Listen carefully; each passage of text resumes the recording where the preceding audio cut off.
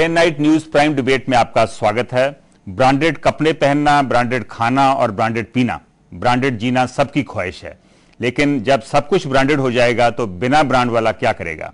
जी हां, आज रात प्राइम पर यही जानने की कोशिश करेंगे कि अगर देश के खुदरा बाजार यानी रिटेल में विदेशी कंपनियां भी उतर गई तो इसका क्या नतीजा हो सकता है? क्या यह सौदा फायदे का होगा?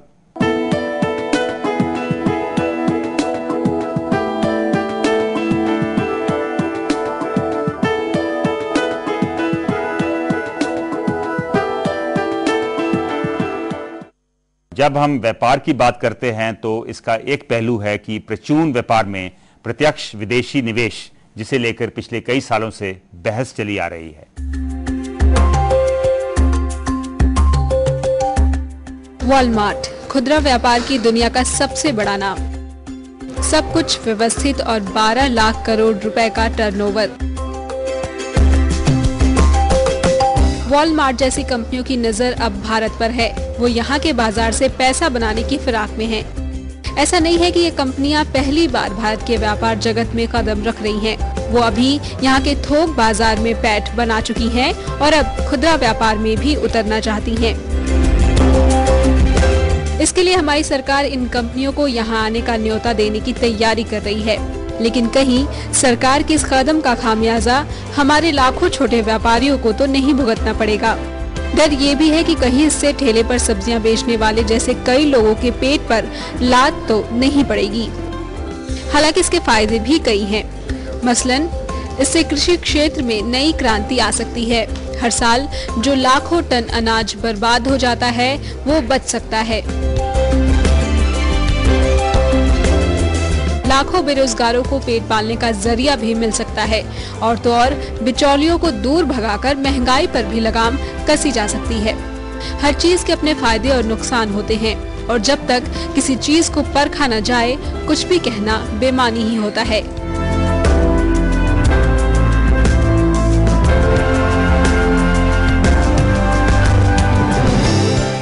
क्या खुदरा बाजार में प्रत्यक्ष विदेशी निवेश को मंजूरी दे देनी चाहिए?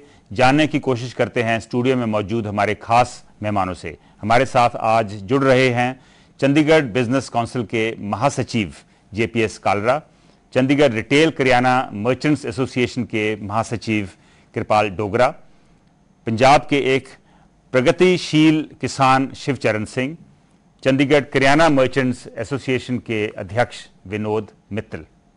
विनोद मित्तल जी, मैं आपसे शुरू करूंगा। इस समय जो फॉरेन डायरेक्ट इन्वेस्टमेंट है वो होलसेल में अलाउड है और 100% अलाउड है और 51% सिंगल ब्रांड रिटेल में भी अलाउड है, और अब डिमांड हो रही है कि जो मल्टी ब्रांड रिटेल है उसमें भी इसको अलाउ करना चाहिए। आपका क्या मानना है? मेरे ख्याल से इसको अलाउ करना चाहिए। इससे कंपटीशन आएगा और जो हमारा रिटेल ट्रेड है वो भी संगठित होगा और वो उस कंपटीशन में आगे निकलेगा। लेकिन अगर जो बड़े स्टोर आ गए जैसे वॉलमार्ट एंड टेस्को जैसे स्टोर आ गए, तो जो आपकी एक काफी बड़ी दुकान है, ऐसी दुकानें भी टिक पाएंगी उनके सामने? क्यों नहीं? ऐसे विनोद जी, जो चंडीगढ़ का कंसेप्ट और है, बाकी सिटीज का और है। ये प्लान सिटी है, यहाँ इसलिए फर्क नहीं पड़ेगा कि हर हाउसिंग कॉम्प्लेक्स के आगे, सेक्टर के आगे मार्केट है, इसलिए आपको लगता है फर्क नहीं पड़ेगा। कस्टमर घर से उठेगा, शहर में हर मोहल्ले में मार्केट है, नहीं है। यहाँ तो प्लान सिटी है ना, जैसे घर से कस्टमर उठा, सामने मार्केट है, चला गया सौदा ले आया, तो आपको लगता है कि नहीं है, फर्क नहीं पड़ेगा।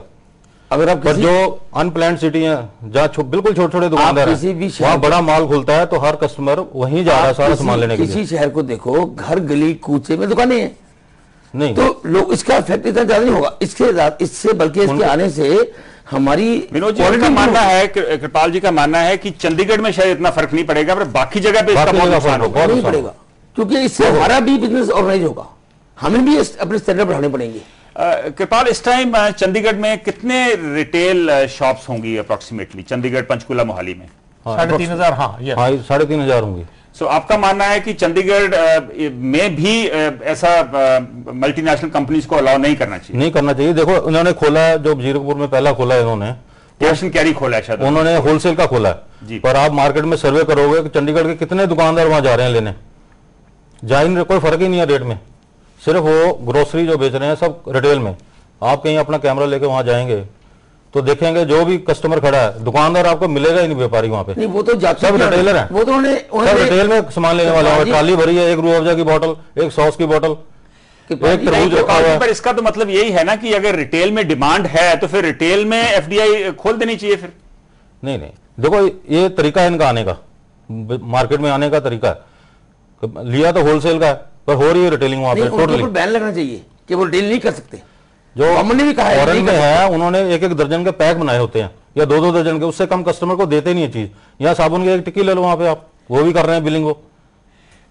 काला साहब, उससे नुकसान हो रहा है रिटेलर को। सेक्टर 17 में कोई ज्यादा छोटी शॉप्स नहीं है, रिटेल शॉप्स नहीं है, लेकिन फिर भी जो सेक्टर 17 की जो ट्रेड है उनका क्या मानना है कि एफडीआई रिटेल में अलाउ करनी चाहिए? नहीं, first of all I will say कि ਸੈਕਟਰ 17 ਦੇ ਵਿੱਚ basement, first floor, second, top floor ਦੇ ਉੱਪਰ ਬਹੁਤ ਸਾਰੇ ਸਮਾਲ ਟਾਈਮ ਟ੍ਰੇਡਰ ਜਿਹੜੇ ਨੇ ਉਹ ਆਪਣੀ ਲਾਈਵਲੀਹੁੱਡ ਕਮਾ ਰਹੇ। I think they are least bother about. ਬਹੁਤ ਸਾਰੇ ਬੰਦਿਆਂ ਨੂੰ ਇਹ ਵੀ ਨਹੀਂ ਪਤਾ ਕਿ ਐਫਡੀਆਈ ਰਿਟੇਲਿੰਗ ਦੇ ਵਿੱਚ ਸਾਡੇ ਤੇ ਕੀ ਇਫੈਕਟ ਹੋਏਗਾ। They are in specialised in business like tailoring, like photostat machines, like stamp baking. So ਐਸੇ ਟ੍ਰੇਡ ਨੇ ਜਿਹੜੇ ਵਾਲਮਾਰਟ ਵਰਗੀਆਂ ਕੰਪਨੀਆਂ ਸ਼ਾਇਦ ਉਹਨਾਂ 'ਚ ਨਹੀਂ ਆਣੇ ਚਾਹਣਗੀਆਂ। So leave side that Sector 17 is a very established market. It itself is a mall. एक सेकंड, बड़ी established market है और all top brands जिन्हें ने they are all available in Sector 17. It's a fashion market moreover. Kirana store Sector 17 is other than one Empire store, that is a general store. So I think it's not going to affect कि FDI in retailing Sector 17 में कुछ ज़्यादा affect पड़ेगी. I don't think. Number 2, it's already established market. It's just look like a Walmart. Is bigger. So everything is available under one roof. You start from one place and you go to the end, you will find each and everything. Right, Shiv Charan, this is we are talking about basically the trade. Now, farmers का क्या मानना है कि इसका कोई फायदा होगा farm sector में अगर एफडीआई रिटेल में आ गई, क्योंकि lot of these big companies they purchase directly from the farmers, particularly vegetables and fruits. Sir, इसका जो डायरेक्ट साडे तो परचेज होगी इसका बहुत ज़्यादा बेनीफिट है। ਜਿਹੜੀ ਮਿਡਲ ਚੇਨ ਹੈ, ਨੰਬਰ ਆਫ ਮਿਡਲ ਚੇਨਸ ਹੈ, ਕਮਿਸ਼ਨ ਏਜੰਟ ਹੋ ਗਏ, ਨੰਬਰ ਆਫ ਅਦਰ ਜੋ ਮਿਡਲ ਦੇ ਵਿੱਚ ਹੈ, ਉਹ ਸਾਰੀ ਰਿਮੂਵ ਹੋ ਜੂਗੀ। ਹੁਣ ਕੀ ਸਿਸਟਮ ਚੱਲ ਰਿਹਾ ਇਸ ਵੇਲੇ? ਹੁਣ ਤਾਂ ਇਸ ਤਰ੍ਹਾਂ ਵੀ ਕਾਰਟਲ ਬਣਾ ਲੈਂਦੇ ਆ, ਜਿਵੇਂ ਆੜਤੀਏ, ਠੀਕ ਹੈ, ਜਿਵੇਂ ਹੁਣ ਤੁਸੀਂ ਦੇਖ ਹੀ ਰਹੇ ਹੋ ਸ਼ੈਲਿੰਗ ਦੇ ਵਿੱਚ ਆ ਝੋਨੇ ਦੇ ਵਿੱਚ ਕੀ ਹੋਇਆ, ਆੜਤੀਆਂ ਨੇ ਤੇ ਸ਼ੈਲਰ ਵਾਲਿਆਂ ਨੇ ਆਪਦਾ ਕਾਰਟਲ ਬਣਾ ਲਿਆ, ਠੀਕ ਹੈ। ਇੱਕ ਪਾਸੇ ਫੂਡ ਦੀ ਕਮੀ ਹੈ, ਦੂਸਰੇ ਪਾਸੇ ਇੱਥੇ ਓਵਰ ਫੂਡ ਹੈ ਤੇ ਉਸ ਨੂੰ ਮਾਰਕੀਟਿੰਗ ਨਹੀਂ ਕਰਨ ਦੇ ਰਹੇਗੇ। ਜਦੋਂ ਡਾਇਰੈਕਟ ਨੰਬਰ ਆਫ ਕੰਪਨੀਆਂ ਆ ਜਾਣਗੀਆਂ, ਉਹਨਾਂ ਵਿੱਚ ਕੰਪੀਟੀਸ਼ਨ ਹੋਊਗਾ। ਜਦੋਂ ਕੰਪੀਟੀਸ਼ਨ ਹੋਊਗਾ ਉਹ ਸਾਡੇ ਤੋਂ ਡਾਇਰੈਕਟ ਪ੍ਰੋਕਿਓਰ ਕਰਨਗੀਆਂ ਤੇ ਕੰਜ਼ਿਊਮਰ ਨੂੰ ਇਹ ਬੈਨੀਫਿਟ ਹੋਊਗਾ। ਜਿਹੜੀ ਮਿਡਲ ਚੇਨ ਹੈ ਉਹ ਖਤਮ ਹੋ ਜਾਊਗੀ, ਕੰਜ਼ਿਊਮਰ ਨੂੰ ਵੀ ਪ੍ਰਾਈਸ ਕੀ ਆ ਉਸ ਦਾ ਜ਼ਿਆਦਾ ਮਿਲੂਗਾ। ਇਸ ਦੇ ਬਾਰੇ ਮੈਂ ਤੁਹਾਨੂੰ ਇੱਕ ਥੋੜਾ ਜਿਹਾ ਡਾਟਾ ਦੇਣਾ ਚਾਹਣਾ ਜੀ। ਇੰਡੀਆ ਦੇ ਵਿੱਚ ਜੋ ਫਾਰਮਰ ਆਪਦੀ ਪ੍ਰੋਡਿਊਸ ਸੇਲ ਕਰਦਾ ਹੈ ਉਸ ਦਾ ਜੋ ਕੰਜ਼ਿਊਮਰ ਬਾਏ ਕਰਦਾ ਜਿਹੜੀ ਵੀ ਚੀਜ਼, ਉਸ ਦਾ ਫਾਰਮਰ ਨੂੰ 1/3 ਜਾਂਦਾ, 2/3 ਪਾਰਟ ਜਿਹੜਾ ਹੈਗਾ ਉਹ ਮਿਡਲ ਚੇਨ ਦੇ ਵਿੱਚ ਹੀ ਖਤਮ ਹੋ ਜਾਂਦਾ। ਆੜਤੀਏ ਹੋ ਗਏ ਜਾਂ ਉਸ ਤੋਂ ਅੱਗੇ ਹੋ ਗਏ ਜਿਹੜੇ ਸਟੋਰ ਕਰ ਰਹੇ ਆ ਜਾਂ ਉਸ ਤੇ ਇਟ ਇਜ਼ ਵੈਰੀ ਅਨਆਰਗੇਨਾਈਜ਼ਡ ਹੈ। ਕਦੋਂ ਜਦੋਂ ਚੀਜ਼ ਬਹੁਤ ਜ਼ਿਆਦਾ ਹੋ ਗਈ ਹੈ, ਮਤਲਬ ਇਹਦੇ ਨਾਲ ਆਰਗੇਨਾਈਜ਼ ਸੈਕਟਰ, ਪਰ ਇਹਦੇ ਵਿੱਚ ਸਿਰਫ ਜਿਹੜਾ ਛੋਟਾ ਜ਼ਿਮੀਂਦਾਰ ਹੈ, ਜਿਹੜਾ ਕਿਸਾਨ ਆ, ਉਹਨੂੰ ਇਹਦਾ ਕੋਈ ਫਾਇਦਾ ਹੋਊਗਾ? That is most benefited. Poultry ਹੋ ਗਈ ਜੀ, ਡੇਅਰੀ ਹੋ ਗਈ, ਫਿਸ਼ਰੀ ਹੋ ਗਈ, ਫਲੋਰੀਕਲਚਰ ਹੋ ਗਿਆ, ਜਿਹੜੇ 2-2 3-3 ਕਿੱਲੇ ਵਾਲੇ ਕਿਸਾਨ ਉਹਨਾਂ ਨੂੰ ਸਭ ਤੋਂ ਜ਼ਿਆਦਾ ਬੈਨੀਫਿਟ ਹੋਊਗਾ ਕਿਉਂਕਿ ਉਹ ਆਪ ਲੇਬਰ ਕਰਦੇ ਆ ਵਿੱਚ ਜੀ। ਜਦੋਂ ਉਹ ਮਤਲਬ ਕਿ ਜੋ ਵੀ ਮੈਟਰੋ ਕੈਸ਼ ਐਂਡ ਕੈਰੀ ਹੈ ਜਾਂ ਹੋਰ ਵੀ ਕੰਪਨੀਆਂ ਹੈ, ਜਦੋਂ ਡਾਇਰੈਕਟ ਪਰਚੇਸ ਕਰਨਗੇ ਉਹ ਹੋਰ ਜ਼ਿਆਦਾ ਐਫਰਟਸ ਕਰਨਗੇ। ਜਦੋਂ ਸਾਨੂੰ ਪਤਾ ਹੋਊਗਾ ਵੀ ਸਾਡੀ ਚੀਜ਼ ਦੀ ਮਾਰਕੀਟਿੰਗ ਹੋ ਰਹੀ ਹੈ, ਅਸੀਂ ਪੂਰੇ ਐਫਰਟਸ ਕਰਾਂਗੇ, ਅਸੀਂ ਉਸ ਨੂੰ ਉਸ ਲੈਵਲ ਤੇ ਲੈ ਕੇ ਜਾਵਾਂਗੇ। So you are in favor of opening the retail to FDI? Fully. Vinod ji, now the political parties are more or less divided on this. Yes. I remember 2006 में शायद कांग्रेस भी अपोज कर रही थी, अब कांग्रेस तो वो सपोर्ट कर रही है, लेकिन अभी भी लेफ्ट और बीजेपी इसको अपोज कर रही है। Because it's a political reason. Because when Congress is supporting one issue, they definitely they will oppose. But on the whole, this is my view of my experience of 40 years in business. If they will come in India, our business will be much better, will be more organized. We have to think to give a quality products to people. Only then. I don't think Kripal Dogra आपके साथ agree कर रहे हैं। मैं बिल्कुल नहीं agree कर रहा। Sometime I will say, as Vinod ji has said, it's already we are observing all these things कि कुछ हद तक ट्रेड जड़ा वो मोनोपोलाइज होना शुरू हो चुका है। और take the example of apple seasons. Apple bumper crop ਹੋਣ ਦੇ ਬਾਵਜੂਦ ਵੀ ਅੱਜ 50 ਤੋਂ 60 ਰੁਪਏ ਕੇਜੀ ਜਿਹੜਾ ਹੈਗਾ ਉਹ ਵਿਕ ਰਿਹਾ ਹੈ। And I come to know from very reliable sources ਕਿ ਤਿੰਨ ਬਹੁਤ ਵੱਡੀਆਂ ਕੰਪਨੀਆਂ ਨੇ ਹਿਮਾਚਲ ਪ੍ਰਦੇਸ਼ ਵਰਗੇ ਸਟੇਟ ਦੇ ਵਿੱਚ ਜਿੱਥੇ ਅੱਜ ਤੱਕ ਕੋਈ ਕੋਲਡ ਸਟੋਰ ਨਹੀਂ ਹੈ, ਉਹਨਾਂ ਨੇ ਕੋਲਡ ਸਟੋਰ ਬਣਾ ਕੇ ਸਾਰਾ ਪ੍ਰੋਕਿਊਰਮੈਂਟ ਕਰਕੇ ਸਟੋਰ ਕਰ ਲਿਆ। ਹੁਣ ਜਦੋਂ ਸੀਜ਼ਨ ਆਫ ਹੋ ਜਾਏਗਾ ਆਪਣੀ ਮਰਜ਼ੀ ਨਾਲ ਵੇਚਣਗੇ। ਸੋ where is the benefit to farmers? वो चौड़ानी है, ਥੋੜੇ ਇਹਨਾਂ ਨੂੰ land ਡਿਫਰੈਂਟ है। ਹੈ ਜੀ, ਕਿਉਂਕਿ ਅੱਜ ਤੱਕ ਇੰਡੀਅਨ ਜਿਹੜੇ ਵੀ ਹੈ ਜੋ ਟ੍ਰੇਡਿੰਗ ਕੰਪਨੀਆਂ ਹੈ ਜੋ ਟ੍ਰੇਡ ਕਰ ਰਹੇ ਹੈ ਇਸ ਐਗਰੋ ਬਿਜ਼ਨਸ ਦੇ ਵਿੱਚ ਦੇ ਆਰ ਨਾਟ ਫੇਅਰ। ਸਭ ਤੋਂ ਵੱਡੀ ਗੱਲ ਹੈ ਵੀ ਉਹ ਫੇਅਰ ਹੈ ਹੀ ਨਹੀਂ। ਜਦੋਂ ਚੀਜ਼ ਦੀ ਕਮੀ ਹੋ ਜਾਂਦੀ ਹੈ ਉਦੋਂ ਉਹਦਾ ਬਹੁਤ ਜ਼ਿਆਦਾ ਰੇਟ ਇਨਕਰੀਜ਼ ਕਰ ਦਿੰਦੇ ਆ। ਜਦੋਂ ਫਾਰਮਰ ਲੈ ਕੇ ਆਉਂਦਾ ਮਾਰਕੀਟ ਦੇ ਵਿੱਚ ਤਾਂ ਉਸ ਟਾਈਮ ਕੀ ਪ੍ਰਾਈਸ ਬਿਲਕੁਲ ਸਲੈਸ਼ ਹੋ ਜਾਂਦੇ ਆ। ਰੀਜ਼ਨਸ ਕੀ ਹੈ? ਉਹਨਾਂ ਨੂੰ ਸਿਰਫ ਪ੍ਰੋਫਿਟ ਨਾਲ ਹੈ, ਉਹਨਾਂ ਨੂੰ ਕੋਈ ਨਹੀਂ ਵੀ ਇਹਨੂੰ ਕਿਵੇਂ ਸਟੋਰ ਕਰਨਾ, ਕੀ ਕੋਲਡ ਸਟੋਰ ਲਾਉਣਾ, ਕਿਵੇਂ ਟਰਾਂਸਪੋਰਟ ਕਰਨਾ, ਕਿਵੇਂ ਸਾਰਾ ਸਾਲ ਇਹਨੂੰ ਆਰਗੇਨਾਈਜ਼ ਵੇ ਨਾਲ ਕੰਜ਼ੂਮਰ ਤੱਕ ਪਹੁੰਚਾਉਣਾ।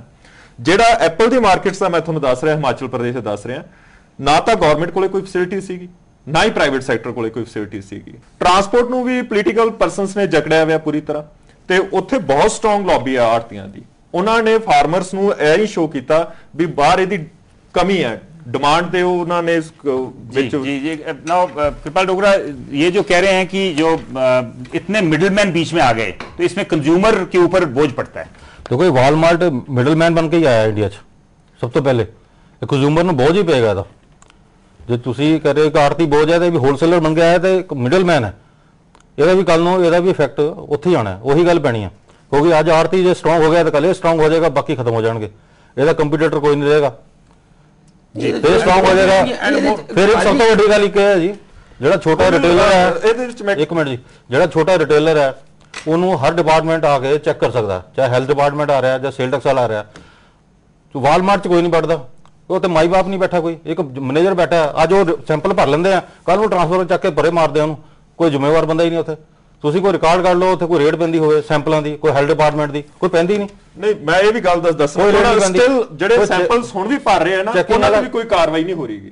ਤੁਸੀਂ ਜੋ ਮੈਂ ਉਹ ਸਿਸਟਮ ਹੈ, ਉਹ ਸਿਸਟਮ ਹੈ कार्रवाई है, बट डिलेड है। नहीं डिलेड नहीं है, you are sitting in the delayed है और शायद करप्शन भी है काफी। इस ਲੈਬੋਰਟਰੀ ਦਾ ਸਿਸਟਮ ਹੈ, 20-25 ਦਿਨ ਚ ਪ੍ਰੋਸੈਸ ਹੁੰਦਾ ਹੈ, ਰਿਪੋਰਟ ਆਂਦੀ ਹੈ, ਉਸ ਤੋਂ ਬਾਅਦ ਕੋਰਟ ਚ ਜਾਏਗਾ ਕੇਸ। ਉਹ ਤਾਂ 2-3 महीने का प्रोसेस है, वो डेफिनेट इशू। पर अब वक्त हो चला एक छोटे से ब्रेक का, ब्रेक के बाद हम चर्चा जारी रखेंगे।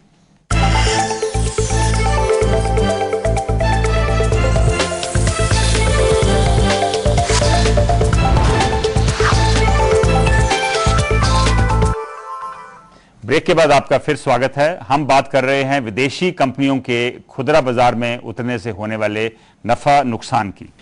विनोद मित्तल जी, मैं आपसे आपके सामने कुछ आंकड़े रखना चाहूंगा। इस समय जो इंडियन रिटेल मार्केट है वो करीब 180 बिलियन यूएस डॉलर की है मार्केट। वॉलमार्ट की अपनी टर्नओवर जो है वो है 280 यूएस बिलियन डॉलर्स, करीब 12 लाख करोड़ की उनकी टर्नओवर है। तो इससे ये नहीं लगता कि ये बड़ी बड़ी कंपनियां ये तो बिल्कुल खा जाएंगी इंडियन मार्केट को? उससे क्या होगा, हमारा कंट्री बहुत बड़ा है, हमारी पॉपुलेशन 120 करोड़ है। 120 करोड़ को फीड करने के लिए, उनको पहुंचाने के लिए बहुत बड़ा इंफ्रास्ट्रक्चर चाहिए। आज हमारा ट्रेड कंट्री में ऑर्गेनाइज नहीं है। जब ये लोग आएंगे, कंपटीशन आएगा, तो जो छोटा खुदरा दुकानदार है वही ऑर्गेनाइज होगा। उसको भी लगेगा कि मैं क्वालिटी प्रोडक्ट बेचूं, मैं अपने ग्राहक को बढ़िया चीज दूं। उससे क्या कंपटीशन आएगा दोनों के अंदर। आज छोटे और बड़े के अंदर अब कोई फर्क नहीं है, आज की डेट में कोई फर्क नहीं है।